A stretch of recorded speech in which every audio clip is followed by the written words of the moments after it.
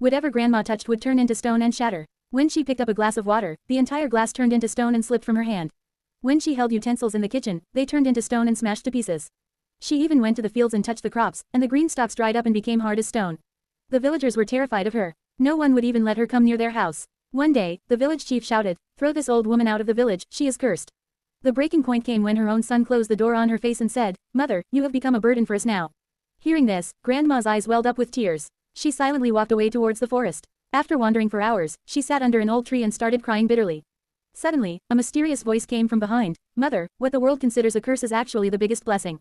Grandma turned around and saw a holy saint standing there, smiling. The saint said, "Until today, you touched things out of fear and sadness, that's why everything shattered. From now on, reach out your hands to help others." Saying this, the saint placed his hand on Grandma's head and suddenly vanished. Grandma got up in shock, and just then, she saw an injured deer nearby. She hesitantly touched it, but this time, the deer didn't turn into stone. Instead, a divine glow emerged from its body, and it completely healed and ran away. Grandma was astonished and immediately rushed back to the village. On the way, she saw a poor man's broken house. Grandma touched its wall, and the very next moment, that broken wall became as strong and valuable as gold. Then she touched the dry fields, and lush green crops grew there instantly. Right before everyone's eyes, the lives of the poor villagers began to change. The very people who had called her cursed were now following her with folded hands. One by one, Grandma wiped away the poverty of all the villagers. But, the next day, Grandma was sitting alone and crying. Because even after doing such great work, you guys didn't like the video and subscribe to the channel.